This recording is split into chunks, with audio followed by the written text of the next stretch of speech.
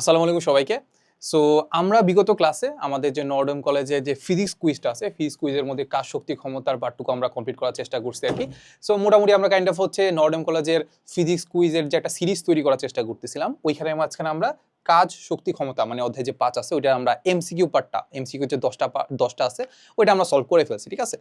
So এরপরে আমি তোমাদেরকে ওইখানে আমি সিকিউ দেখাই দিছিলাম যে দেখো এই সিকিউটা তোমরা একটু ট্রাই করতে পারো চাইলে, কাইন্ড অফ বলা যায় যে এইচডব্লিউ এর মতো, ঠিক আছে? আচ্ছা, তো কারণ আসলে আমি ভাবি নাই এটা নিয়ে যখন আমি কাজ করতেছিলাম কিংবা এটা নিয়ে যখন আমি ভিডিও বানাচ্ছিলাম, আমি কোনো ভাবি নাই যে তোমরা এটা নিয়ে এত এক্সাইটেড থাকবা কিংবা তোমাদের আগ্রহ এত বেশি থাকবে। আমি ভাবলাম যে রেন্ডম একটা ভিডিও বানানো যাক, যে তোমাদেরকে একটু ধারণা দেওয়া যাক যে আসলে কুইজের জিনিসপাতিগুলো কেমন হয়, কিংবা যারা মানে যারা কুইজ অলরেডি দিয়ে ফেলছে তাদের জন্য একটু জাস্ট একটু সলভটা দিয়ে দেওয়া যায় কিনা, ঠিক আছে? যাই হোক, তোমাদের আগ্রহ কিংবা এক্সাইটমেন্ট দেখে খুবই ভালো লাগলো। সো আমি চেষ্টা করব যে আমাদের যতগুলো আমি কুইজ, আমি তোমাদের থেকেই আসলে কুইজের যে প্রশ্নগুলো আছে সেগুলো আমরা অলরেডি পেয়ে গেছি। সো আমি চেষ্টা করব যে প্রত্যেকটার আলাদা আলাদা করে সলভ করা, সিকিউ আলাদা করে তোমাকে সলভ করে দিব, এমসিকিউ আলাদা করে সলভ করে দিব, দিয়ে প্রতিটা চ্যাপ্টার আলাদা আলাদা করে যাতে একটা সুন্দর একটা প্লেলিস্ট তৈরি হয়, যাতে তোমরা যারা হয়তোবা সামনে ইঞ্জিনিয়ারিং প্রিপারেশন নিবা কিংবা হয়তোবা যারা তোমরা নর্ডন কলেজে পড়ো না, যাতে একটু হলেও জিনিসগুলোকে একটু প্র্যাকটিস করতে পারো, কিংবা যে থিঙ্কিং প্রসেস যেটা আছে সেটা যাতে তুমি একটু আগাইতে পারো, এটা তোমার জন্য হেল্প করে, ঠিক আছে? তো যাই হোক, সো আর কথা না বাড়াই, আমরা যেটা করব সেটা হচ্ছে আমাদের এই চ্যাপ্টারের আমাদের যে সিকিউ পার্টটা আছে, যেটা কাইন্ড অফ আমি বললাম যে এইচডব্লিউ আকারে ছিল, ওইটা আমরা সলভ করার চেষ্টা করবো, ঠিক আছে? আমি জানি সিকিউটা তোমরা অনেকেই সলভ করে ফেলছো আর কি। সো যারা সলভ করে ফেলছো তারা তো ভালো, আর যারা আমার আগের ভিডিও দেখো নাই তারা বলবো যে এই এখন থেকে এখানে আবার একটু কি করে একটা ভিডিওটা পজ করো কিংবা একটা স্ক্রিনশট নাও, স্ক্রিনশট নিয়ে কি করো, আমি সলভ করার আগেই নিজে একটু প্র্যাকটিস করার চেষ্টা করো, ঠিক আছে? ওকে, সো চলো আই গেস মানে যেহেতু তোমরা রেকর্ডেড দেখতেছো তাহলে তো পজ করতেই পারবে ইজিলি। তো চলো আমরা শুরু করে দেই। আর আমার পরিচয় তো জানো, আমার পরিচয় যে এতটুকু, সেটা হচ্ছে আমার নাম মাহবুবুর রহমান চিপ্রান। বর্তমানে পড়াশোনা করছি বাংলাদেশ প্রকৌশল বিশ্ববিদ্যালয় বুয়েটে। আর আমার কলেজ ছিল নর্ডন কলেজ, নর্ডন কলেজের আমি 20 ব্যাচের স্টুডেন্ট, আর আমার রোল নাম্বার ছিল এটা 12012-002, ঠিক আছে? তো যারা নর্ডন কলেজের আসতো তারা তো এটা তাৎপর্য বা সিগনিফিকেন্স তো জানোই, ঠিক আছে? তো চলো শুরু করি। সো এই হচ্ছে ওভারঅল জিনিসপাতি, ঠিক আছে? ওভারঅল জিনিসপাতির মাঝখানে আমরা একটা একটা করে সলভ করি, ঠিক আছে? সো আমরা প্রথমে ক আর খ নাম্বারটা সলভ করার চেষ্টা করি। সো চলো, ক ক্ষমতার মাত্রা সমীকরণ লিখো, ক্ষমতার মাত্রা সমীকরণ লিখো, এটা আমি তোমাকে সলভ করে দিব না। এটা যদি সলভ করে দিতে হয় তাহলে আসলে তুমি বলা যায় যে কুইজে বসার মতো যোগ্যতা অর্জন করো নাই, ঠিক আছে? এটা আমি করে দিচ্ছি না, এটা খুব ইজি একটা জিনিস। সো আমাদেরকে যেটা সলভ করে দিতে হবে কিংবা আমার কাছে পার্সোনালি মনে হয়েছে সেটা হচ্ছে আমাদের এই পার্টটুকু, সেটা হচ্ছে আমাদের গতিশীল বস্তুর গতিশক্তি, মানে খ নাম্বার তো আসলে এটা রিলেটেড না, খ নাম্বার তো আলাদা। সো যেটা বলছে দেখো, গতিশীল বস্তুর গতিশক্তি যেটা আছে সেটা সময়ের অনুপাতে বৃদ্ধি পাইলে, কাইন্ড অফ বলা যায় যেটা আমাদের সময় সমানুপাতিক যদি হয়, তাহলে প্রযুক্ত বলের সাথে সময় সম্পর্ক কেমন, প্রযুক্ত বলের একটা সমীকরণ লিখবা, বা প্রযুক্ত বলের একটা কি বলা যায় যে একটা ইকুয়েশন বা যে এটা সময়ের সাথে একটা সম্পর্ক তৈরি করতে হবে, ঠিক আছে? সো এইটা আসলে ব্যাখ্যা করতে বলছে, কি বলছে, এটা ব্যাখ্যা করতে বলছে। তো চলো আমরা প্রথমে যেটা বলে দিছে সেই পাঠটুকুতে আমরা একটু আলোকপাত করি। আমাদেরকে বলে দিছে যে গতিশীল বস্তুর গতিশক্তি সময়ের অনুপাতে বৃদ্ধি পেল। তো সময়ের অনুপাতে বৃদ্ধি পাওয়া মানে হচ্ছে সময়ের সাথে সাথে সময়ের সমানুপাতিক।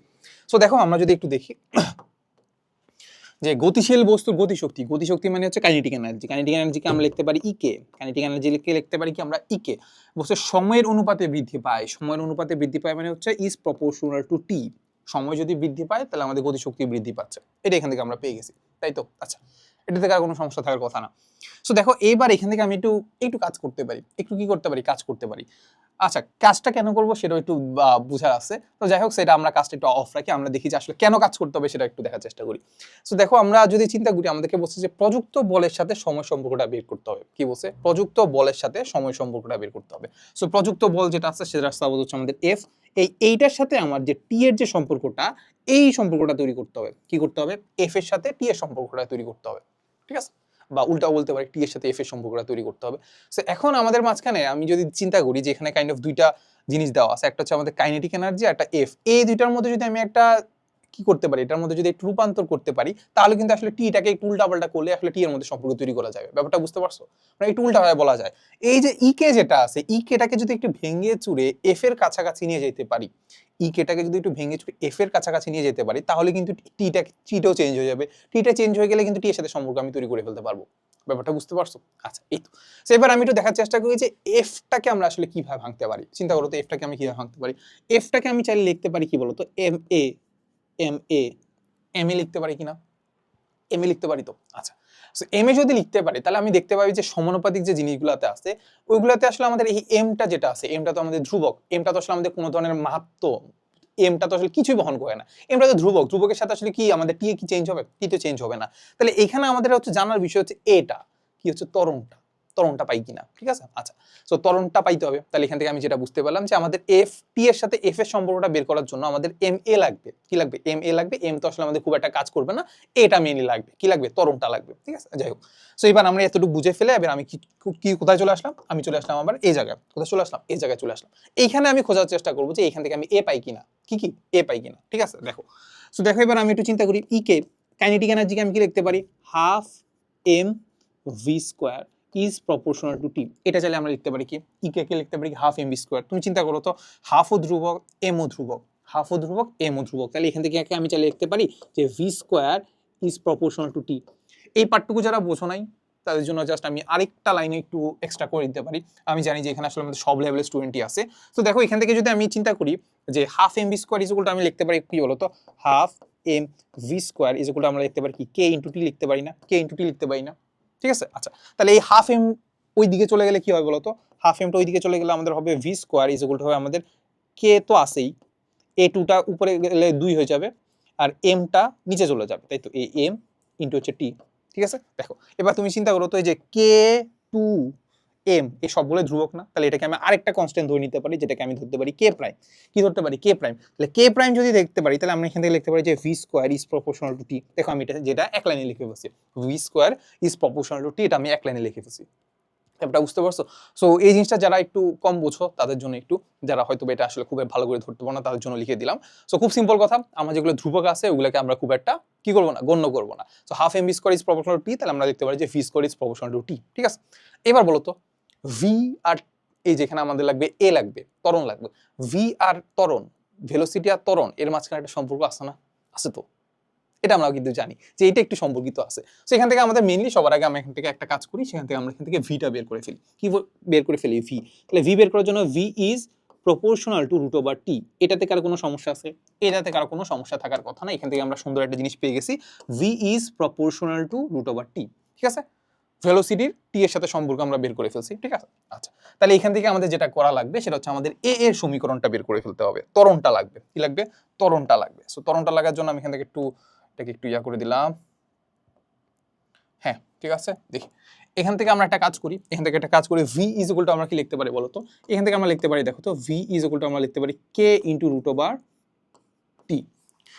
একটা ধ্রুবক নিলাম আর কি, ঠিক আছে? তো ভি ইজ ইকুয়াল টু হচ্ছে আমরা লিখতে পারি কে ইন্টু রুট ওভার টি। আচ্ছা, এবার বলতো আমরা এখান থেকে এ কিভাবে পাইতে পারি? এ কিভাবে পাইতে পারি বলো? উভয় পক্ষকে আমি যদি টি এর সাপেক্ষে ডিফারেন্সিয়েশন করে ফেলি তাহলে কি আমি ত্বরণ পাবো কিনা বলো? পাবো না? পাবো। কিভাবে জানি? এই যে আমরা এই জিনিসটা জানতাম যে এ ইজ ইকুয়াল টু আমরা জানতাম ডিভি ডিটি, সময়ের সাপেক্ষে টি এর যে ডেরিভেশন, সময়ের সাপেক্ষে টি এর যে ডেরিভেশন বা ডিফারেন্সিয়েশন সেটাকে আমরা বলতাম ত্বরণ। তাহলে এই ভিটাকে যদি আমি টি এর সাপেক্ষে ডিফারেন্সিয়েশন করে ফেলি সেটাকে আমি ত্বরণ বলতে পারি না? সেটা কিন্তু আমি ত্বরণ বলতে পারি। সেটাকে যদি আমি ত্বরণ বলতে পারি তাহলে তো ব্যাপারটা খুব ইজি হয়ে গেল। তাহলে আমি এখান থেকে কি করব? উভয় পক্ষকে টি এর সাপেক্ষে ডিফারেন্সিয়েশন করে ফেলি। তাহলে দেখো তো এই পার্টটুকু এটা হয় না, রুট ওভার টি, এটা ইজ ইকুয়াল টু হচ্ছে আমাদের এ, এটা ইজ ইকুয়াল টু কি হচ্ছে আমাদের এ। তাহলে আমাদের এই কাজটাকে আমরা একটু করে ফেলি, এই কাজটাকে একটু করে ফেলি। তো করে ফেলে দেখো তো এখান থেকে এই পার্টটুকু হচ্ছে যদি আমরা ডিফারেন্সিয়েশন করি, ডিফারেন্সিয়েশন জিনিস পেতে আশা করি পারো, তাহলে পারলে ইজ ইকুয়াল টু হচ্ছে এত। তাহলে কে যেটা আছে কি হচ্ছে কনস্ট্যান্ট, কি কনস্ট্যান্ট কোথায় চলে আসবে? বাইরে চলে আসলো, তাহলে বাইরে চলে আসলো, ঠিক আছে? এত। এখন বলো তো এই জিনিসটাকে তোমাকে আমি একটু সিম্পল একটু সহজ করে দিই। এটা নর্মালি আসলে করতে করতে তোমরা এমনি পেরে যাওয়ার কথা। এটাকে আমরা কি লিখতে পারি বলো তো? T root over T, root over টিকে আমরা কি লিখতে পারি? T to the power half. Root over টিকে আমরা কি লিখতে পারি? T to the power half. তাহলে এবার বলো তো X to the power N কে যদি এক্স এর সাপেক্ষে ডিফারেন্সিয়েশন করি তাহলে কিভাবে করতাম? এন সামনে চলে আসতো আর পাওয়ারটা কমে যেত, এন মাইনাস ওয়ান হয়ে যেত, তাই তো? আচ্ছা, তো এই তো, তাহলে আমরা যদি টি কে এই যে এই পার্টটুকুকে টি এর সাপেক্ষে যদি ডিফারেন্সিয়েশন করি তাহলে আমাদের পাওয়ারটা সামনে চলে আসবে। পাওয়ার যদি সামনে চলে আসে তাহলে পাওয়ার কত হচ্ছে? পাওয়ার হচ্ছে আমাদের হাফ। এবার পাওয়ারটা এক কমে যাবে। এখন বলো তো হাফ থেকে যদি এক বাদ দিয়ে দিই, হাফ থেকে যদি মাইনাস ওয়ান করে দেয় তাহলে কত হয়ে যাবে? Minus half. তাহলে কত হয়ে যাবে? Minus half. তাহলে এটা হয়ে যাচ্ছে কত? টি মাইনাস হাফ। এই টি মাইনাস হাফটা, এই যে এই টি মাইনাস হাফটা এটাকে আমি একটু নিচে আকারে লিখতে পারি। নিচে কিভাবে লিখতে পারি? এভাবে লিখতে পারি 1/t½ এটা লিখতে পারি না? উপরে গেলে মাইনাস হয়ে যায়, নিচে গেলে আবার কি হয়েছে? পজিটিভ হয়েছে, এটা আমি লিখতে পারি। তারপর এই পার্টটুকু যে t½ আমরা কি লিখতে পারি? 1/√t 1/√t। ব্যাপারটা বুঝতে পারছো? তাহলে এই জিনিসটা আমি এখান থেকে লিখতে পারি, ঠিক আছে? সো এবার তো খুব ইজি। দেখো ব্যাপারটা কি পাইছি, দেখো তো a ইকুয়াল টু আমরা কি পাইছি বলো তো? a ইকুয়াল টু পাইছি কে তো পাইছি এটা, কে তো পাইছি কি এটা, তারপর ইনটু পাইছি কত 1, নিচে হচ্ছে 2 ইনটু √t। দেখো তো মিলছে কিনা, দেখো তো t⁻⁻½ এটাকে যদি উল্টায় ফেলি তাহলে 1/t⁻½ হচ্ছে, ঠিক আছে? t⁻½ সরি t⁻½ হ্যাঁ t⁻½ কে আমরা দেখতে পারি √t, তাহলে 1/√t, তাহলে এখানে আছে হাফ, এখানে আছে √t, তাহলে আমাদের জিনিসটা হয়ে গেছে এইটা, ঠিক আছে? আচ্ছা এই তো। সো এখন দেখো তো আমরা f এর সাথে t এর সম্পর্ক তৈরি করতে চাবো, ঠিক আছে? বা t এর সাথে f এর সম্পর্ক তৈরি করতে চাইলে আমাদের লাগবে কি? ma লাগবে। তো a তো পেয়ে গেছি, তাহলে আমাদের কি লাগবে এখন? m লাগবে। উভয় পক্ষে m দ্বারা গুণ করে দেই। চলো উভয় পক্ষে কি করব? m দ্বারা গুণ করে দেই। সো m দ্বারা যদি গুণ করে দেই তাহলে এই পাশে থাকবে কত? ma, এই পাশে থাকলো হচ্ছে কত? ma, আর এই পাশে থাকলো আবার m দ্বারা গুণ করে ফেললে তাহলে এখানে পাচ্ছি আমাদের m ইনটু k ইনটু এখানে হচ্ছে 1/2√t। দেখো তো মিলছে কিনা? m কে 1/2 ইনটু √t, ঠিক আছে? আচ্ছা দেখো, তাহলে এবার দেখো আমরা একটু কাজ করি। এই যে m এটাকে আমরা লিখতে পারি কি? f। এই যে m কনস্ট্যান্ট, k কনস্ট্যান্ট, এই যে হাফ যেটা আছে এইটাও কনস্ট্যান্ট, তাহলে এটাকে আমরা কি লিখতে পারি? এটাকে আমরা লিখতে পারি k আকারে বা k প্রাইম আকারে লিখতে পারি, ঠিক আছে? সো k প্রাইম যদি আকারে লিখতে পারি তাহলে ইকুয়াল টু আমরা লিখতে পারি f ইকুয়াল লিখতে পারি k প্রাইম ইনটু 1/√t। তাহলে এই পার্টটুকু এখান থেকে খুব ইজিলি লিখতে পারি না যে f is proportional two 1/√t। 1 কি লিখতে পারি? √t। তাহলে দেখো এবার মিলছে কিনা, দেখো যা কিছু করছি না কেন লাস্ট পর্যন্ত আমরা যেটা পাইছি সেটা হচ্ছে আমাদের f is proportional two 1/√t। t এর সাথে বা সময়ের সাথে আমি কি করছি? প্রযুক্ত বলে সম্পর্ক তৈরি করে ফেলছি। দেখো এই ব্যাপারটা বুঝতে পারছো? ওকে, সো আমি একদম ডিটেইলসে বোঝানোর চেষ্টা করছি। আই গেস তোমরা যারা বোঝো নাই তারা ক্লাসটা যদি আবার আরেকবার একটু দেখো তাহলে ব্যাপারটা বুঝে ফেলতে পারবে, ঠিক আছে? সো এখানে আর আমি খুব একটা সময় নষ্ট করবো না, আমি একটু সামনে আগাবো। সামনে গ নাম্বারটা আমরা সলভ করার চেষ্টা করবো। সো গ নাম্বারের জন্য এবার তো আমাদের আসলে উদ্দীপকে যাইতে হবে। সো দেখো কি বলে দিছে বলো তো? একটা স্প্রিং দেওয়া আছে, কি দেওয়া আছে? একটা স্প্রিং দেওয়া আছে। এই যে একটা স্প্রিং দেওয়া আছে, এইটার আসলে আমাদের কি দেওয়া আছে? স্প্রিং ধ্রুবক কে দেওয়া আছে। আচ্ছা, তারপর এইটার সাথে একটা বস্তু ঝুলানো আছে, এটার সাথে একটা বস্তু লাগানো আছে, এই এম ইকুয়াল আমাদের দেওয়া আছে 0.1 কেজি, ঠিক আছে? বস্তুর সাথে আনুভূমিকভাবে ঘর্ষণহীন, তাহলে ঘর্ষণের কোনো কাহিনী নাই, ঘর্ষণ নিয়ে আসলে খুব একটা চিন্তা করতে পারি, এটা ঘর্ষণ নাই। আচ্ছা, ঘর্ষণহীন তলে যুক্ত আছে, ভালো কথা। বলছে স্প্রিংটি সর্বোচ্চ সংকুচিত করছি, কি করছি? সর্বোচ্চ সংকুচিত, একদম লাগাই ফেলছি। তো এখান থেকে আমি কি করছি? এখান থেকে একদম সর্বোচ্চ সংকুচিত করছি। ফলে সর্বোচ্চ সংকুচিত করার ফলে কি হবে? সে প্রসারিত হবে সর্বোচ্চ না? আচ্ছা, সর্বোচ্চ প্রসারণের মুহূর্তে সে এম ভরের একটি এম ভরের বস্তুটি, যে এই যে এম ভরের যে বস্তুটা আছে সেটা কি করছে জানো? মুক্ত হয়ে যায়, একদম খুলে যায়। খুলে গিয়ে কি করছে? এত বেগে কি করছে? চলা শুরু করে। কত বেগে? 150 মিটার পার সেকেন্ড বেগে চলা শুরু করে। চলা শুরু করার পরে আবার এখানে দেখা যাচ্ছে একটা সরল দোলক দেওয়া আছে, কি দেওয়া আছে? একটা সরল দোলক দেওয়া আছে। আচ্ছা, সরল দোলক কি করছে? এইটাকে আঘাত করছে। দেখো সরল দোলকের লেন্থও দেওয়া আছে, কার্যকরী দৈর্ঘ্য দেওয়া আছে। কার্যকরী দৈর্ঘ্য বিশিষ্ট একটি সরল দৈর্ঘ্যের ববের ভরও দেওয়া আছে, ববের ভর দেওয়া আছে কত? m ইকুয়াল টু এত কেজি। আনুভূমিকভাবে আঘাত করে কি করছে? একটা আনুভূমিকভাবে আঘাত করে। আঘাত করার পরে কি করছে? দুইটা বস্তু সংযুক্ত হয়ে যায়। কি করছে? দুইটা বস্তু আবার সংযুক্ত হয়ে যায়। দেখছি এখানে কতগুলো কনসেপ্ট কাজ করতেছে। সো দুইটা বস্তু সংযুক্ত হয়ে যাওয়ার পরে গতিপথের কোনো এক মুহূর্তে, সো সাপোজ যে কোনো একটা মুহূর্তে সে কি করছে? 45 ডিগ্রি কোণ কি করছে? অবস্থান করছে। 45 ডিগ্রি কোণে অবস্থান করা মানে কি বলতো? 45 ডিগ্রি কোণে অবস্থান করা মানে হচ্ছে এইখানে এটা আটকাই গেছে, না ধরো এই অবস্থানে আছে, এই বস্তুটা কি করছে? এটা সংকুচিত করছি, সংকুচিত করার পরে এটা এই দিক বরাবর গিয়ে এটার সাথে কি করেছে? সংযুক্ত হয়ে গেছে। সাপোজ এরকম সংযুক্ত হয়ে গেছে। সংযুক্ত হয়ে যাওয়ার পরে দুইটা কি করছে? এইখানে এরকম 45 ডিগ্রি কোণ উৎপন্ন করছে, 45 ডিগ্রি কোণে এখানে অবস্থানে রয়ে গেছে, ঠিক আছে? আচ্ছা, সো এই হচ্ছে কথা। তাহলে এবার আমরা যদি গ নাম্বারটা দেখি তাহলে আমাদেরকে বলছে স্প্রিংটির সর্বোচ্চ সংকোচনের পরিমাণ কত, মানে এক্স এর মান কত সেটা বের করতে বলছে, ঠিক আছে? গ নাম্বারটা খুবই ইজি। গ নাম্বারটা কি করো? খুবই ইজি দেখতে, মানে তোমাদেরকে উদ্দীপকটা দেখে এত ভয় লাগবে যে মনে হবে যে না এটা কি না কি দিছে, কিন্তু ইজি, একদম ইজি। দেখো তো এখানে আমাদেরকে কি বের করতে বলছে? সর্বোচ্চ সংকোচনের পরিমাণ বা x is equal two what, এটা বের করতে বলছে। দেখো তো x is equal two what, এটা বের করতে বলছে। তো দেখো এখানে আমি খুব সিম্পল একটা জিনিস বলি যে আমরা কি করছি বলতো? এটাকে সর্বোচ্চ কি করছি? সংকুচিত করছি। সর্বোচ্চ সংকুচিত যদি করি তাহলে এইটার মধ্যে আসলে আমি একটা কাজ করছি না, ওই কাজটার মধ্যে কি আকারে জমা হবে? স্থিতিশক্তি আকারে জমা হবে, তাই তো?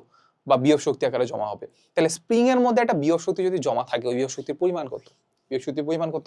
হাফ কে এক্স স্কোয়ার। এটাতে কারো কোনো সমস্যা আছে?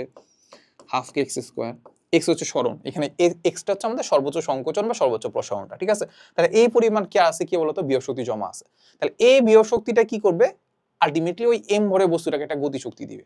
কি দিবে? একটা গতি শক্তি দিবে। তাহলে ওই তো সিম্পল কথা। আমি কি করছি, এটার উপর কাজ করছি, সংকোচন করছি, সংকোচন করার ফলে এটার মধ্যে এটার মধ্যে বিভব শক্তি জমা হবে। ওই বিভব শক্তিটা কি করবে? পরবর্তীতে কাজ করবে, কি করবে? এই এম ভরে বস্তুটাকে একটা কি দিবে? একটা গতি শক্তি দিবে, ঠিক আছে? এই হচ্ছে সিম্পল কথা। তাহলে এই এ হাফ কে এক্স স্কোয়ার কি করবে? আমাদেরকে গতি শক্তি দিবে, হাফ এম বি স্কোয়ার দিবে, হাফ এম বি স্কোয়ার দিবে। শেষ, ডান। দেখো এখানে আমি সবই জানি, দেখবা এখানে সবই আমি জানি। দেখি আমরা একটু কাটাকাটি করে ফেলি, যা হতো হাফ হাফ কাটা। আহা, এটা একটু ভেজাল করতেছে, এটা একটু এস পাশে রেখে দেই। হাফ হাফ কাটা, তারপর বাকিটা মনে হয় না কিছু করা লাগবে। তো দেখি তো এখানে আমাদের কি কি আছে। এক্স স্কোয়ারটা যদি এই পাশে থাকে, এক্স স্কোয়ারটা যদি এই পাশে থাকে, তাহলে এখানে দেখবো আমাদের এম ভি স্কোয়ার ভাগ হচ্ছে আমাদের কি বলতো কে। আর এখানে যদি আমরা চিন্তা করি যে এক্সটা বের করবো, এক্স ইজ ইকুয়াল টু কত হবে? রুট ওভার, উপরে থাকবে আমাদের এম ভি স্কোয়ার, নিচে থাকবে হচ্ছে আমাদের কে, ঠিক আছে? ঠিক আছে কিনা বলো? হ্যাঁ ঠিক আছে, ওকে। চলো এবার আমরা একটু সলভ করার চেষ্টা করি। এমটা কি বলো? এমটা কি? এমটা হচ্ছে বস্তুটার ভর, বস্তুটার ভর যাকে গতিশক্তি দিচ্ছে। তো এটা দেওয়া আছে কত? 0.1 কেজি। তাহলে 0.1 কেজি। ভিটা কত? ভেলোসিটি কত বলছে বলো তো? কত ভেলোসিটিতে গেছে সেটা হচ্ছে আমাদের 150 metre per second. 150 metre per second. আচ্ছা, কে কত দেওয়া আছে বলো তো? কে কে হচ্ছে আমাদের কি বলে দেওয়া আছে? আমাদের স্প্রিং ধ্রুবক দেওয়া আছে কত? 100 নিউটন। সবগুলো একদম সুন্দর করে এস এককে দেওয়া আছে, 100 newton per metre. 100 newton per metre দেওয়া আছে। তাহলে এখান থেকে আমরা এক্স এর মান বের করে ফেলতে পারবো না? বলো তো এক্স এর মান কিসে বের হবে? সেন্টিমিটারে, মিটারে না মিলিমিটারে? অবশ্যই মিটারে বের হবে, যেহেতু সবগুলো এস এককে বসাইছি, ঠিক আছে? তো চলো এটা আমরা ক্যালকুলেশন করে ফেলি। তাহলে রুট ওভার উপরে আছে কত? এম। এম হচ্ছে আমাদের 0.1। এম কত? 0.1। ভি স্কোয়ার, ভি হচ্ছে 150 ভাগ হচ্ছে কে, কে হচ্ছে কত? 100। তাহলে আমরা পাচ্ছি এক্স এর মান পাচ্ছি আমাদের 4.74 মিটার। পাইছি কি বলতো?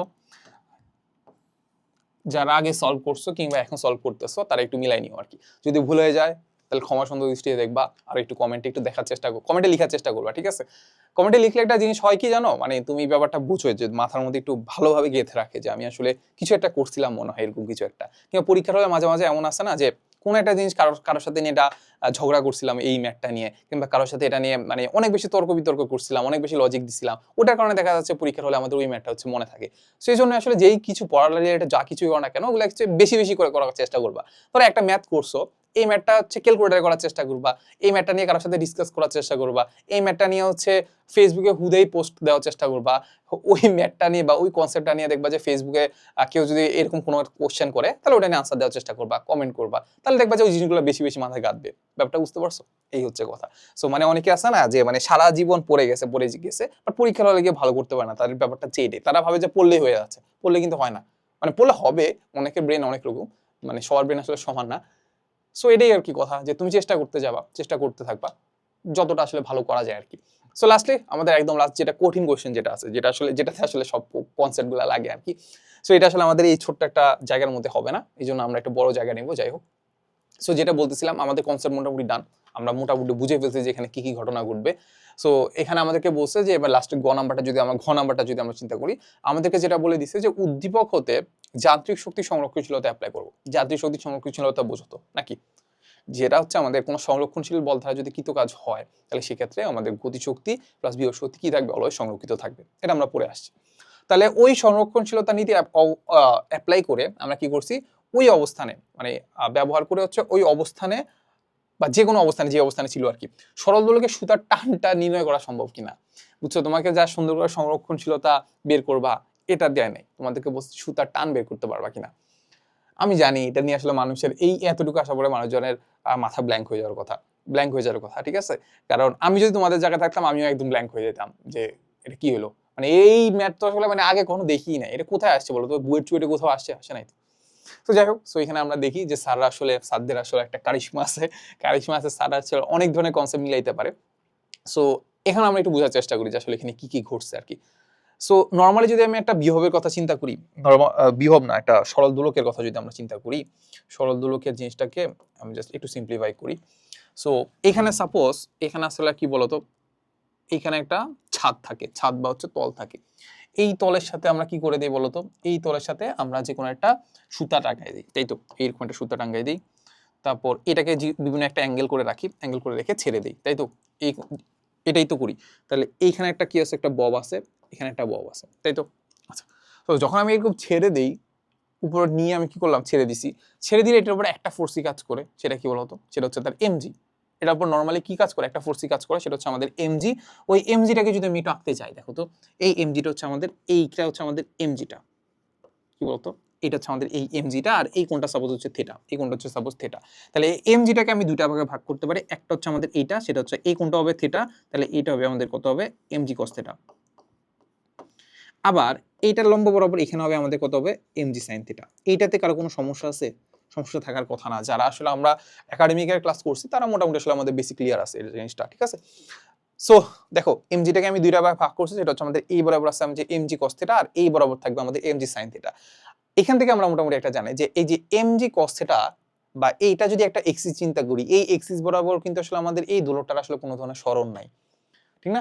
এই এক্সিস বরাবর কোনো ধরনের সরণ নাই, সরণ যদি না থাকে তাহলে আমরা বলতে পারি যে এই এক্সিস বরাবর তার কোনো ধরনের নেট বল নাই, ঠিক আছে। সো নেট বল যেহেতু নাই, তাহলে আমাদের এমজি কস থিটা যদি এদিক বরাবর কাজ করে, তার বিপরীত দিক বরাবর একটা কিছু কাজ করতে হবে। ওইটা কাজ করে কি বলতো, এই যে সুতা যেটা আছে, এই দড়ি যেটা আছে, এই দড়িটা টানবো, এই দড়িটা টানবো, তাহলে এইটি আর এই যে এমজি কস থিটা যেটা আছে, এটা হলো সমান হয়। সমান হওয়ার কারণে এই দুইটা হচ্ছে কি হয়ে যায়, নাকচ হয়ে যায়, নাকচ হয়ে যায়। তাহলে একটা ফোর্সই তখন কাজ করে, সেটা হচ্ছে আমাদের এই যে এমজি সাইন থিটাটা। কয়টা ফোর্স কাজ করে তখন, এমজি সাইন থিটা। ওই এমজি সাইন থিটার কারণেই দেখা যাচ্ছে কি বস্তুটা আসলে একটা লব্ধি বল পেয়ে কি হয়ে যায়, এরকম করতে থাকে, তুলতে থাকে, কি হয়ে দুলতে থাকে। ওই যে স্প্রিং ধ্রুবক বা হচ্ছে স্থিতিস্থাপক যে ধ্রুবক, কিংবা হচ্ছে আমরা যে পর্যায়বৃত্ত গতির যে আসলে এফটা যেটা বলি যে এফ ইজ প্রপোর্শনাল টু আমাদের এক্স, ফোর্স হচ্ছে আমাদের কি বলতো, সরণের সমানুপাতিক, ওই ফোর্সটা হচ্ছে আমাদের এখানে আমাদের এমজি সাইন থিটাটাই। ব্যাপারটা বুঝতে পারছো, এটা মোটামুটি আমাদের নর্মাল কেস, ঠিক আছে।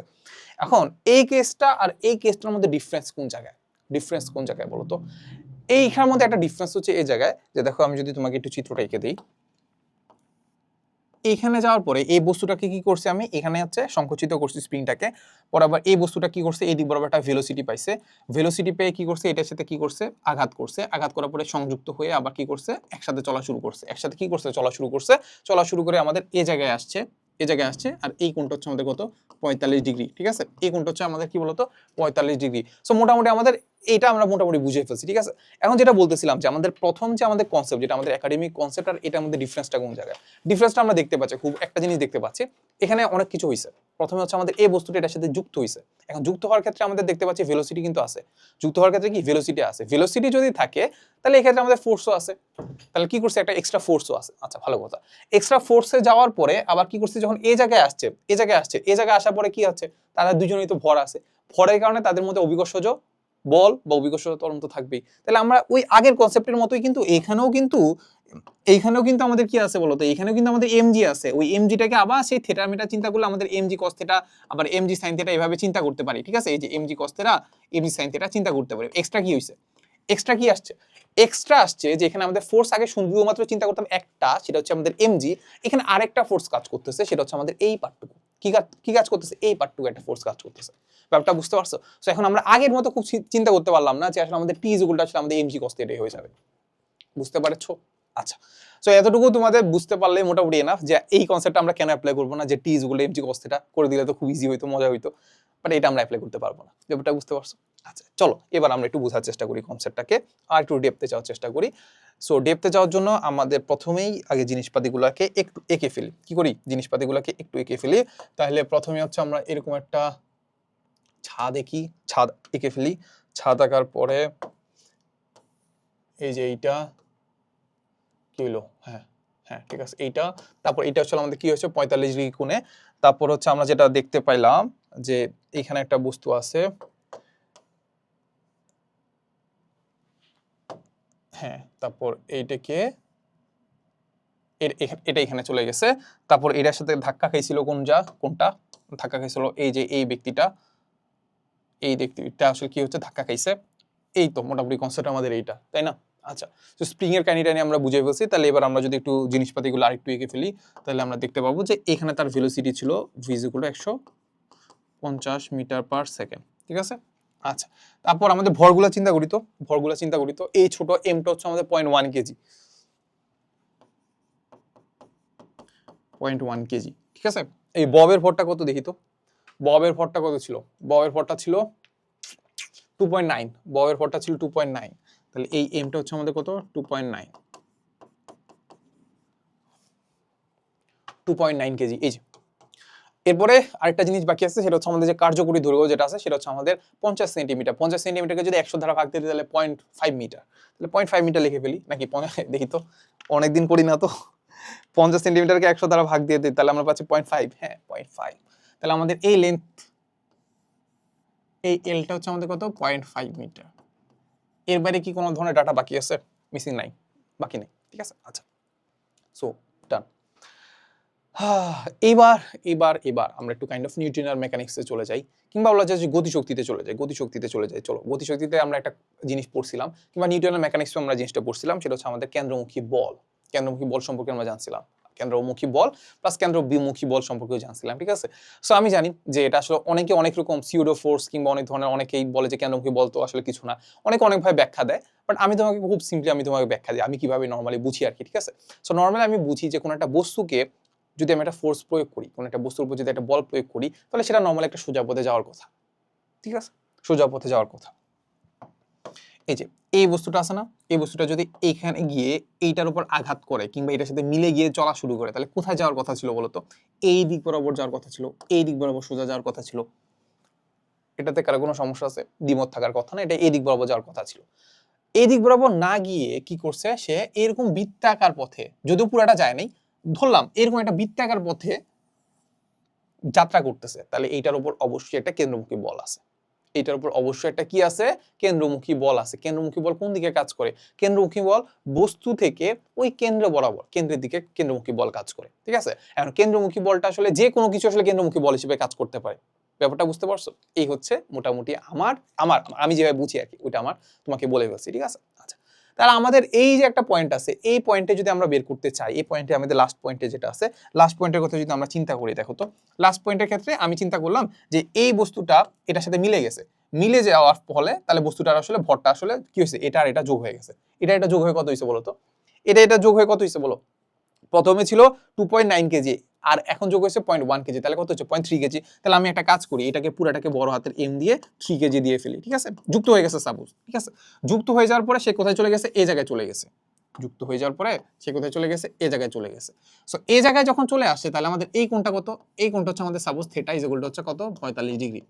আচ্ছা, 45 ডিগ্রি যদি আমরা চিন্তা করি, তাহলে এবার দেখো তো একটু কাহিনী করা যায় কিনা। এইটা কত? একদম নিচ বরাবর, নিচ বরাবর। এটা হচ্ছে আমাদের কি বলতো? এমজি। এটা হচ্ছে কি বলতো? এমজি। তারপর এইটাকে আমরা, এই এমজিটাকে কি করব? দুইটা করে ভাগ করব, তাই তো। এই এমজি একটা হচ্ছে এখানে, আরটা হচ্ছে আমাদের কি বলতো? এইটা, এই যে। তাহলে দেখো তো আমরা জানি কি, এইটা যদি থিটা হয় তাহলে আমাদের এই কোণটা হবে থিটা, তাহলে এটা হয়ে যাবে আমাদের কত? MG cos theta. আর এটা হয়ে যাবে আমাদের কি বলতো? MG sin theta. কারো কোনো সমস্যা আছে? আগের মতো কনসেপ্টই, ঠিক আছে। কিন্তু এখন আরেকটা বল আছে, সেটা কি বলতো? সুতার টানটা। কোনটা? সুতার টান। সুতার টান হচ্ছে আমাদের এখানে টি। সুতার টান কি আমাদের এখানে টি, ঠিক আছে। আচ্ছা, সো আমি আগেই বলে ফেলছি যে এখানে আমরা খুব সুন্দর করে আমরা টি ইজ ইকুয়াল টু আমরা এমজি cos থিটা অ্যাপ্লাই করতে পারবো না, কারণ এখানে আমাদের এক্সট্রা একটা ফোর্স আছে, যে বস্তুটা আসলে আমাদের এই দিক বরাবর যাওয়ার কথা ছিল, কিন্তু এটা কি করতেছে? একটা ফোর্স এই দিক বরাবর কাজ করতেছে, তাহলে বস্তুটা এই দিক বরাবর যাওয়ার কথা ছিল, কিন্তু এটা কেন্দ্রমুখী বলের কারণে সে কি করতেছে? একটা বৃত্তাকার পথে ঘুরতেছে, ঠিক আছে। আচ্ছা, এখন তুমি চিন্তা করো তো কেন্দ্র কোনটা? বস্তুটা যখন ঘুরতেছে কেন্দ্র কোনটা? বস্তুটা যখন ঘুরতেছে তখন কেন্দ্র কিন্তু এইটা, কেন্দ্র কিন্তু কি এইটা, আর এইটা কেন্দ্র হচ্ছে রেডিয়াস, বাকি ব্যাসার্ধ। এই ব্যাসার্ধকে কেন্দ্র করে সে ঘুরতেছে। এই ব্যাসার্ধকে কি করতেছে? এই ব্যাসার্ধকে কেন্দ্র করে ঘুরতেছে। এটা হচ্ছে আমাদের সেই কেন্দ্রটা। তাহলে এই কেন্দ্রের দিকে একটা কি লাগবে? একটা রেজাল্টেন্ট ফোর্স লাগবে, রেজাল্টেন্ট ফোর্স, তাই তো। আচ্ছা, এখন আমি যদি চিন্তা করি যে এইটা তো কাইন্ড অফ হচ্ছে কি, বস্তুটাকে এই দিক বরাবর ঘোরাচ্ছে, এটা নিয়ে আসলে খুব একটা কনসার্ন না। সাপোজ আমি এই রেখা বরাবর আমি কি করতে চাচ্ছি? ফোর্সগুলোকে ক্যালকুলেট করতে চাচ্ছি। তাহলে এই রেখা বরাবর এই দিক বরাবর কাজ করতেছে আমাদের টি, এই দিক বরাবর কাজ করতেছে আমাদের mg cos থিটা। তোমার কি মনে হয় দুইটাকে সমান হবে? আগে বলছি সমান হবে না। সমান যদি হয় তাহলে কেন্দ্রমুখী বলই থাকতো না। তাহলে কোনটা বড় হবে? টি বড় হবে না mg cos থিটা বড় হবে? অবশ্যই বোঝা যাচ্ছে সেটা হচ্ছে আমাদের টি বড় হবে। টি যদি বড় হয় তাহলে এই দিক বরাবর টি থেকে mg cos থিটা বাদ দিলে যে পাকটুকু থাকবে না ওইটাই আমাদের কি কাজ করবে বলতো? কেন্দ্রমুখী বল হিসেবে কাজ করবে। ওইটা আমাদের কি কাজ করে বলতো? কেন্দ্রমুখী বল হিসেবে কাজ করবে। তাহলে এখান থেকে আর আমি খুব একটা পেঁচাবো না, আমি আসলে নরমালি এভাবে চিন্তা করি আর কি, যে যেভাবে চিন্তা করলাম যে আমাদের এই দিক বরাবর আছে আমাদের টি, নিচের দিক বরাবর বিপরীত দিক বরাবর আছে আমাদের mg cos থিটা, বিপরীত দিক বরাবর আছে কি বলতো? বিপরীত দিক বরাবর আছে হচ্ছে আমাদের mg cos থিটা। তাহলে এই দুইটা যে বিয়োগ করলাম, এই দুইটা যে কাটাকাটি করলাম, মারামারি করলাম, এটার ফলে যে যে পার্টটুকু, যে বলটা বা যে বলটা থাকবে ওই বলটাই আমাদের কি বলতো? কেন্দ্রমুখী বল হিসেবে কাজ করবে। তাহলে ওটাই যেগুলো হবে আমাদের কত? mv স্কয়ার বাই r, কেন্দ্রমুখী বল mv স্কয়ার বাই r। তাহলে বলো আমাদের লাগবে কি? টি লাগবে। তাহলে টি যদি লাগে, টি ইজ ইকুয়াল টু কত হবে আমাদের? mv square by r plus mg cos theta. mv square by r plus হচ্ছে কত? mg cos theta. ব্যাপারটা বুঝতে পারছো? দেখো এবার ব্যাপারটা কিন্তু খুব সহজ হয়ে গেছে। টি এর জন্য আমাদের এই জিনিসগুলা বের করলেই মোটামুটি এনাফ। এই বের করলে এনাফ, ঠিক আছে? এখন এম তো আমি জানি, এম কত হবে বলো তো? এম হচ্ছে আমাদের 3 কেজি, দুইটা যুক্ত হয়ে 3 কেজি হয়ে গেছে, ঠিক আছে? ভিটা বের করতে হবে, ভিটা বের করতে হবে, ঠিক আছে? আচ্ছা, মেইন খেলা আসলে আমাদের এই জায়গায়, বাকি জিনিসগুলো আমরা পারবো। জি এর মানও আমি জানি, এম এর মানও আমি জানি, কস থিটা, থিটার মানও আমি জানি 45 ডিগ্রি, এটাও আমরা জানি। মেইন কাজটা হচ্ছে আমাদের ভিটা বের করা। মেইন কাজটা কোনটা? আমাদের ভিটা বের করা। সো চলো আমাদের ভিটা একটু বের করার চেষ্টা করি। ভিটা বের করার জন্য কি করা যেতে পারে? দেখো ভি কোন দিকেরটা বের করব আমি? দেখো আমি যখন এই যত ধরনের হাবিজাবি কাজ করলাম না, ওটা কিন্তু 45 ডিগ্রি অবস্থানে, কিন্তু এটা এখানে অবস্থানে না, এই অবস্থানে গিয়ে বের করছি। তাহলে এই অবস্থানে যখন 45 ডিগ্রি কোণ করে আছে, তখন তার ভেলোসিটিটা কত সেটা বের করতে হবে, mv স্কয়ার আর, সেটা ভেলোসিটিটা বের করতে হবে, তাই তো? সো ওই ভেলোসিটি আমরা একটু বের করার চেষ্টা করি। সবার আগে আমরা একটা কাজ করি, যে এখানে থেকে এখানে যখন আসছে এটা তো স্থির ছিল, এখানে তার ভেলোসিটিটা কত সেটা বের করার চেষ্টা করি, ঠিক আছে? সো এখানে তার ভেলোসিটি সাপোজ হচ্ছে আমরা ভি প্রাইম চিন্তা করলাম, ঠিক আছে? আর এখানে তার একটা ভেলোসিটি ছিল, এখানে হচ্ছে এই বস্তুটার ভেলোসিটি ছিল, ঠিক আছে? সো এটার জন্য আমরা খুব সিম্পলি আমরা নিউটনিয়ান মেকানিক্সের যে ভরবেগের যে সংরক্ষণশীলতা সেটা অ্যাপ্লাই করে ফেলতে পারি, ঠিক আছে? কিভাবে? প্রথমে যদি এটা সংঘর্ষ তো হইছে, মিলিত হইছে তো, তাই তো? তো সংঘর্ষ হওয়ার আগে তার ভেলোসিটি, ভরবেগটা কত বা মোমেন্টাম গুলা কত চিন্তা করো তো। এটার মোমেন্টাম যদি চিন্তা করি, প্রথমে ভর ইনটু বেগ, বেগ কত? 150, ওকে। পরেরটা তো স্থিরই ছিল, স্থির যদি থাকে, ভর হচ্ছে আমাদের কত ছিল? 2.9 ছিল, মনে আছে? 2.9 ইনটু ভেলোসিটি হচ্ছে 0, ঠিক আছে? ইজুগুলো হচ্ছে পরে, পরে কি হয়েছে? তারা মিলিত হয়ে গেছে। মিলিত যদি হয়ে যায় তাহলে ভর হচ্ছে কত? ভর হচ্ছে কত? 3 কেজি, যেটাকে আমি সুন্দর করে লিখলাম, ধরো সাপোজ 0.1 প্লাস হচ্ছে পরে ওইটা যেটা মিলিত হয়েছে সেটা হচ্ছে আমাদের 2.9, গোলাই ফেলো না কিন্তু, 2.9 ইন্টু ভেলোসিটি, এই যে ভিটা এখান থেকে আমরা চাইলে বের করে ফেলতে পারবো, যেটাকে আমরা ভি প্রাইম বললাম। তাহলে ভি প্রাইমটা এখান থেকে আমরা বের করে ফেলতে পারবো, ঠিক আছে? তো চলো আমরা ভি প্রাইমটা বের করে ফেলি। ভি প্রাইমটা হচ্ছে আমাদের, দেখি এটা একটু পারবা না? তাহলে এটা তো 0 হয়ে গেছে, উপরে থাকলো হচ্ছে 0.1 ইন্টু হচ্ছে 150, আর নিচে হচ্ছে আমাদের কত? 3, নিচে হচ্ছে কত? 3, তাহলে এর বাচ্চা হচ্ছে 5 মিটার পার সেকেন্ড।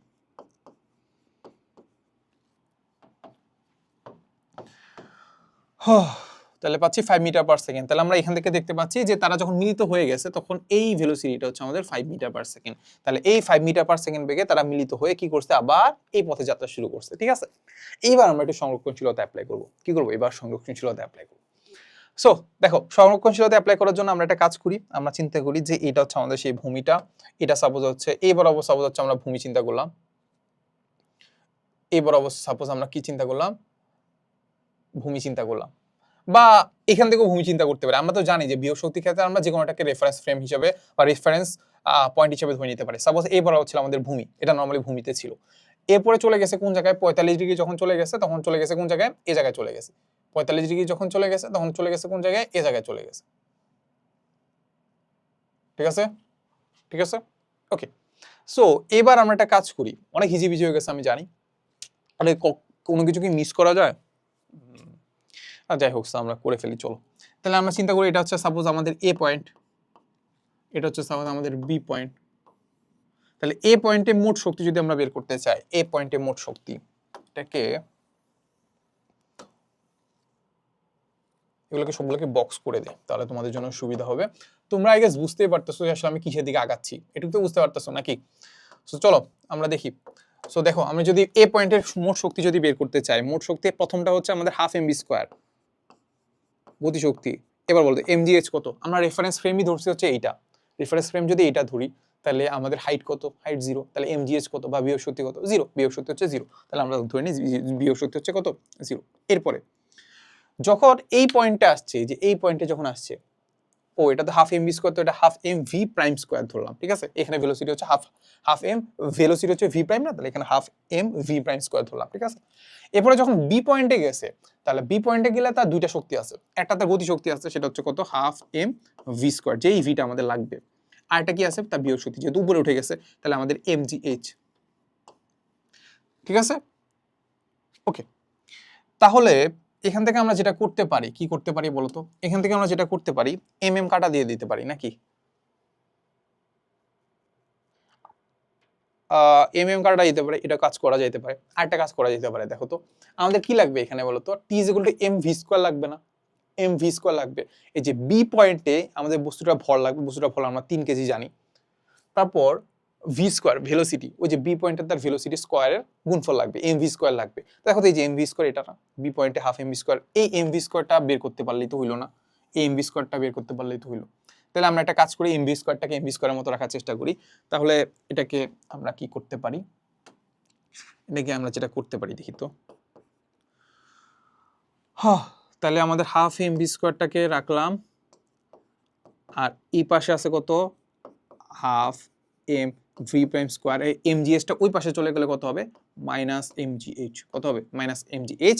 তাহলে হাফ এমভি স্কোয়ার লাগবে, তাহলে আমরা উভয় পক্ষে 2 দ্বারা গুণ করে ফেলি, তাহলে এটা হবে আমাদের এমভি স্কোয়ার, আর 2 দ্বারা গুণ করলে হবে আমাদের M V prime square minus twice MGH. দেখি তো হয়েছে কিনা, 2 দ্বারা গুণ করলাম, 2 দ্বারা গুণ করলাম, 2 দ্বারা গুণ করে ফেলাম, ঠিক আছে। এই তো, তাহলে আমাদের এমভি স্কোয়ার আমরা এখান থেকে পেয়ে যাবো, ঠিক আছে।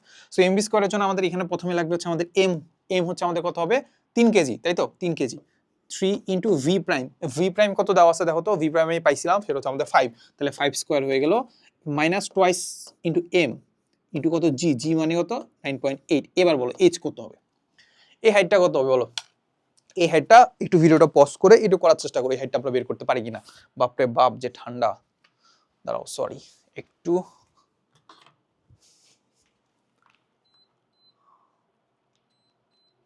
ঠিক আছে, এখানে রাখি। দেখো এটা পারবো কিনা, এইচটা বের করতে পারবা কিনা, এইচ কোনটা, এইচ কোনটা, আমরা রেফারেন্স ফ্রেম বা ভূমি যদি এইটা হয় তাহলে হাইট উঠছে এতটুকু, তাহলে এই হাইটটা বের করতে হবে, এই এইচ, এই এইচটা বের করতে হবে, ঠিক আছে, এইচটা বের করতে হবে। সো এটা আসলে আমাদের খুব একটা প্যারার কিছু না, যারা আমরা আসলে সরল দোলকের বেসিক আমরা মোটামুটি জানি, এই ক্যালকুলেশনগুলো আমরা পারি।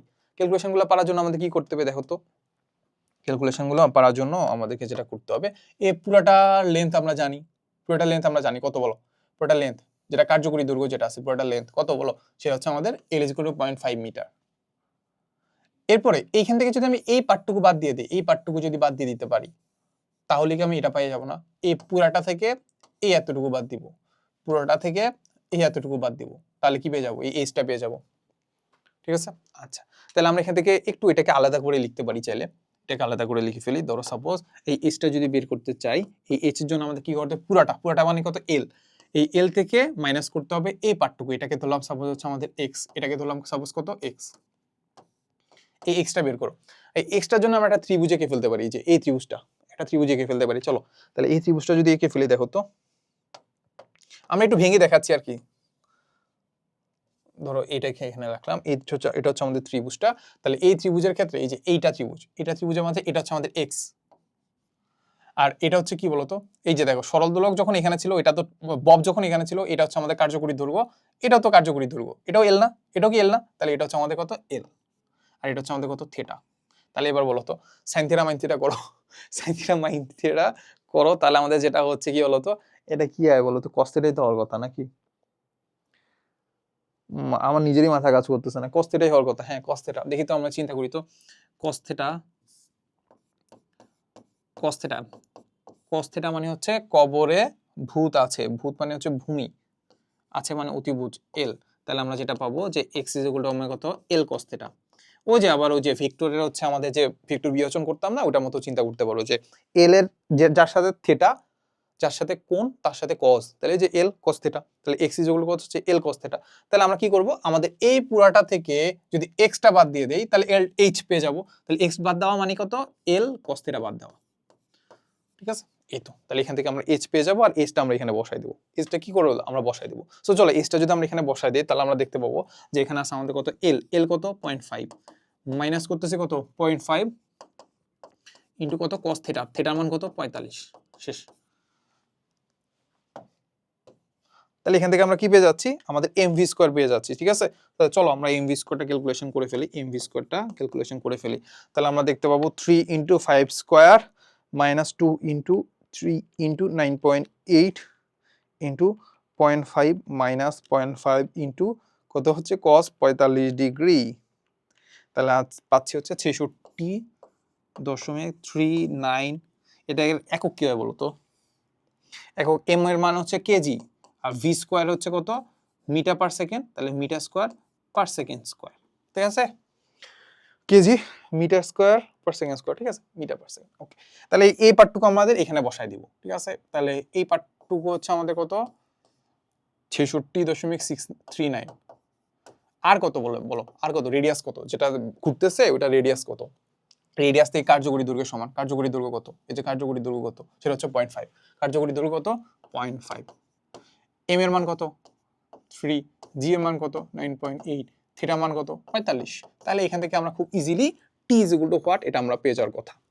দেখি এবার একটু করে ফেলি।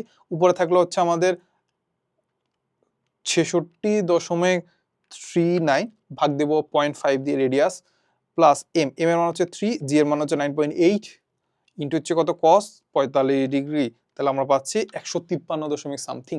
তাহলে আমরা 153.57 নিউটন পেয়ে গেছি, ঠিক আছে। এই হচ্ছে কথা। বাপরে বাপ, আমি নিজেও হারাই ফেলছি, বুঝছো কোনটাতে কোন জায়গায় কি কি কাজ করছি। সো নিজেরা একটু বুঝে নিও, নিজেরা একবার ভিডিওটা দেখলেই আই গেস বুঝে যাওয়ার কথা, কারণ এর চেয়ে ডিটেলসে ভাই আমার ধার সম্ভব না। আমি মোটামুটি আমাদের একাডেমিকের যে কনসেপ্ট আছে সেটা আমরা দেখানোর চেষ্টা করছি আর কি, ঠিক আছে। সো এই হচ্ছে কথা। সো আই গেস আমরা বুঝতে পারছি যে আমরা কি কি করছি আর কি। সো এর চেয়ে বেশি, মানে এর চেয়ে বেশি না, মানে আবার বোঝানোর মতো ভাই সক্ষমতা আমার নাই। সক্ষমতা বলতে কি, আমি জানি যে আমি যত ডিটেলসে বলেছি এর ডিটেলস আর কেউ বুঝায়নি। সো এর চেয়ে ভালো যে ভিডিওটা একটু রিওয়াইন্ড করে নিও, ঠিক আছে, রিওয়াইন্ড করে বা হচ্ছে রিক্যাপ করে আসলে ব্যাপারটা বুঝে নিও, ঠিক আছে। সো এই তো মোটামুটি আমরা এখানে সব সলভ করে ফেলছি। আর তোমরা তো, আমি জানি তোমাদের আমাদের নর্ডেমিয়ান যে ভাই ব্রাদার্স যারা আছো তারা মোটামুটি আমাকে অনেকে ইনবক্সও আসলে দিয়ে দিছো যে ভাই কুইজের কোশ্চেনগুলো এগুলা এটা আমাকে সলভ করে দিয়েন আর কি। সো তাহলে আমি তোমাদের থেকে কি জানতে চাইতে পারি, খুব সিম্পল কথা, একটা জিনিসই জানতে চাইতে পারি যে ভাই কাজ শক্তি ক্ষমতার যে আই গেস এটা 2026 ব্যাচের জন্য আই গেস নাকি 27 ব্যাচের জন্য, এটাও আমি জানি না। তো যাই হোক সেটা আমি একটু খেয়াল রাখবো আর কি, 26 না 27-এর জন্য। সো এরপরে নেক্সট কোন ব্যাচের জন্য তুমি চাও, নেক্সট কোন ব্যাচের কুইজের কোশ্চেনটা সলভ করতে চাও বা সলভ করাইতে চাও, কিংবা নেক্সট কোন অধ্যায়টা জানতে চাও, ঠিক আছে। যারা আসলে নর্ডেমে পড়ো তারা তো এখন 27 ব্যাচই চাইবা, 27 ব্যাচের যেগুলো কুইজ চলতেছে ওগুলোই চাইবা। এটা একটা জিনিস হইতে পারে, এটা আসলে আমরা জানি। আর যারা নন নর্ডেম আসো, ঠিক আছে, তারা হয়তো বা কোনো একটা চ্যাপ্টার ওয়াইজ তাদের একটা এক্সাইটমেন্ট থাকতে পারে যে ভাই এই চ্যাপ্টারের কুইজগুলো দেখি কেমন হইতে পারে। সো আমাকে একটু কমেন্টে জানাবে যে তোমরা আসলে নেক্সট কোন অধ্যায়ের কুইজের কোশ্চেন সলভ করতে চাও, ঠিক আছে। তো সেটা নিয়ে আমি আসলে ভিডিও বানানো, আর আমি তো বললামই ইনশাল্লাহ আমি চেষ্টা করবো, আমি যদি বেঁচে থাকি আমি আসলে আমাদের নর্ডেমের যে সকল ধরনের কুইজের সুন্দর একটা প্লেলিস্ট তৈরি করে দিতে, ঠিক আছে। এই তো, সো দেখা হবে নেক্সট কোনো ভিডিওতে। আসসালামু আলাইকুম। আমার জন্য দোয়া করো, তোমাদের জন্য থাকবে শুভকামনা, ঠিক আছে। আসসালামু আলাইকুম।